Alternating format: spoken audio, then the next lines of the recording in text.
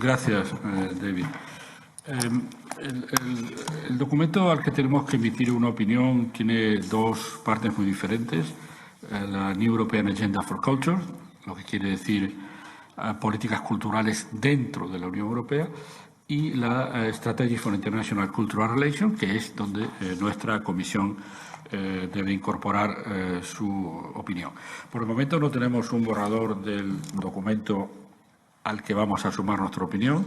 Es una cuestión procedimental que suele suceder, pero es difícil complementar un documento del que no tenemos ni siquiera un borrador. Yo he asistido por invitación de nuestra colega Serima Yembú, que es la rapporteur del dossier, a dos reuniones, una con los shadows de la Comisión CULT y otra con expertos, y tengo una idea general de que la lógica con la que trabajan nuestros colegas de CULT es una lógica que tiene que ver con una petición de mayores medios, de mayores capacidades culturales, y me parecía que lo que debíamos hacer desde AFET es introducir una visión, un punto de vista geopolítico.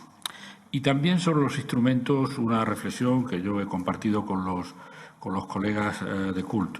La presencia cultural de la Unión Europea fuera de la Unión la hemos delegado en las grandes instituciones culturales de los Estados miembros.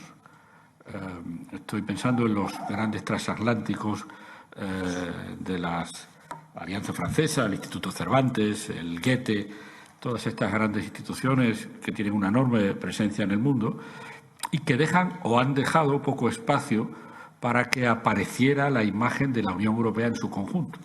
Y es un asunto sobre el que tenemos que reflexionar.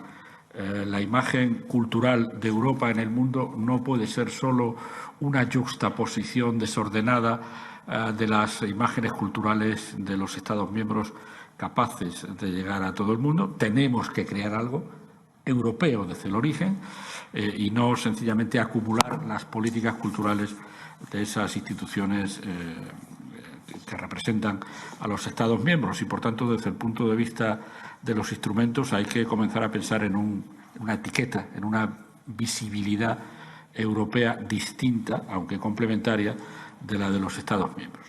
Pero me parecía que la aportación que debemos hacer desde AFET tiene que ver con la conexión de nuestra cultura con nuestros valores en un marco geopolítico de creciente tensión entre modelos.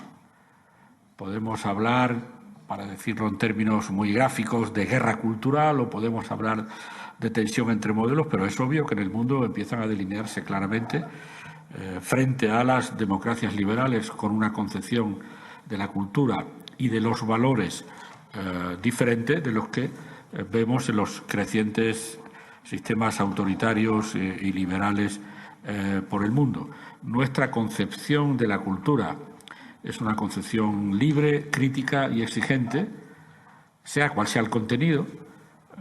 Nuestra aproximación a la cultura es siempre partiendo de esa libertad, y hay muchos sistemas a cuyas poblaciones queremos llegar que tienen una visión de la cultura mucho menos vinculada a estos valores de libertad, crítica y libertad de expresión y de manifestación cultural. Y, por tanto, esta es una trinchera más de una batalla política y cultural que tenemos que dar con los sistemas autoritarios y liberales. Y esa es la aportación que yo creo que AFET debería hacer a este informe de CULT.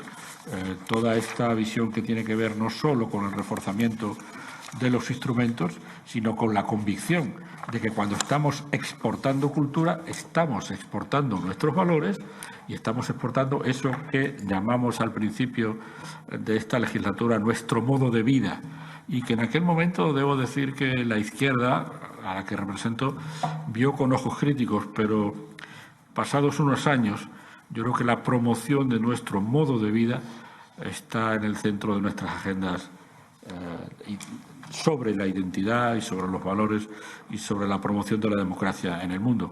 Esa es la brevísima aportación que en este momento podemos hacer por las limitaciones formales y que los colegas Shadows y yo mismo enmendaremos para que no sea tan esquemática como ahora por motivos formales tiene que ser. Muchas gracias.